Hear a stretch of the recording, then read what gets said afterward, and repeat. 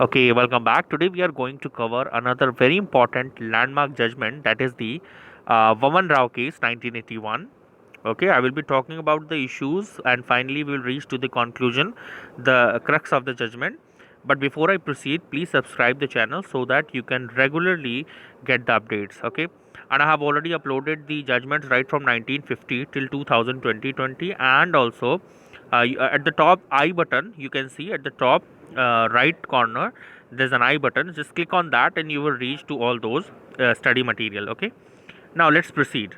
I was talking about the Vaman Rao case 1981. Okay, so first of all, let me talk about what was the basic issue in this case. See, as we know that in the Keshavanandan Bharti case, we have already talked about the basic structure doctrine, and the date, the 24th April 1973, was a very very important date. Okay, and the issue pertaining to the present case, that is the Vaman Rao case, was that whether this basic structure doctrine, okay, uh, is that is laid, that has been laid in the Keshavanandan Bharti case, can it be applicable retrospective? Means can it be applied retrospectively, or it should go prospective? So there will be consequence obviously if you will apply the basic structure doctrine or you challenge any of the amendment which is made to our constitution prior to the 24th April 1981, then it would be very problematic. Why? Because there were so many amendments were made and socio-economic reforms were there, land acquisition were there, and people land reforms, you can say, and land so many land holding with the people, the uh, government finally, just to implement these policies, taken the lands and distributed equitably to the different people, a lot of people, so that they can even contribute to the economy. Means these reforms are very important, and were very important at that point of time. Economic reforms were there, industrial reforms were there, and finally, um, so many acts were very necessary, amendments were very necessary. So what if you will challenge all those amendments, and by the after coming of this 24th April 1973 of, that is the basic structure doctrine, so there will be chaos. There will be obviously people, because their legal positions are fixed, they have changed their legal position already, and if you will go and if you will challenge those amendments, so what would happen? So many cases will be filed in the civil courts. There will be truckload of cases, and obviously mechanism at that point of time was not so much strong. Means there will be several number of cases will be there in the courts. So better option is not to challenge any of the amendments made prior to this date. This was finally discussed in the present case. So let's proceed, and I'll just chronologically talk about that. So basically, Article 31B were to be examined, means the implication of the basic structure doctrine for Article 31B were to be examined, the 9th schedule, and the amendments which were placed in the 9th schedule. So all the things we will be talking about that. Okay, so Vaman Rao case, let's proceed. So Honorable Supreme Court of India in the Vaman Rao case once again reiterated and applied the doctrine of the basic feature of the Constitution. Now the validity of the 9th schedule and a demarcating line, that is 24th April 1973, the court said that prior to this date, whatever the amendments were put, means were made earlier or placed in the 9th schedule, obviously it was subject to the judicial review.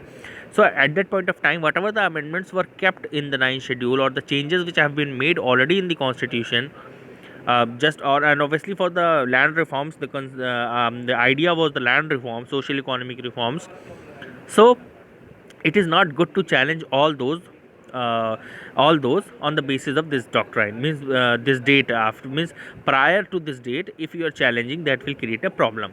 So it should not be applied retrospectively, rather prospectively application should be there. The court drew a line of demarcation finally on this date and held that it should not be applied retrospectively, means that is from the previous date. So otherwise, to you will reopen the cases now. So to reopen the validity of any of the amendment to the constitution which took place prior to this date. So they have made a demarcation lines. We have already made it clear. Now it means all the amendments which are added to the 9 schedules before that date were valid. Means all were valid, but the future amendments, whatever the new things will come up, that can be obviously be challenged fine. And all the and the if those acts are obviously those inserted in the ninth schedule damages the basic structure doctrine. Now, the decision of this case is a landmark one in the constitutional jurisprudence of India. This case has helped in determining a satisfactory method of preserving the settled position and to address the grievances pertaining to the violation of the fundamental rights. So we have finally covered one very important judgment, the Vaman Rao case, okay, 1981. And so finally I'll conclude. The date is demarcation line, or the date is 24th April 1973, and the basic structure doctrine will not be applied or shall not be applied retrospectively, rather prospective effect of the judgment will be there. So this was very important judgment we have covered. Let me clear you one thing, that Ayer Kolio judgment we have you can check the playlist. I had already made a lecture on that. So Ayer Kolio is a 9th schedule case, and Keshwanandan Bharti versus State of Kerala, that is a 1973 third case, and is a landmark case which actually has laid down the doctrine of the basic structure of the constitution. And basic structure doctrine, we will talk about the basic structure doctrine. You know that, like part third of the constitution, fundamental rights, the supremacy of law, independence of the judiciary, okay, independence of the judiciary. And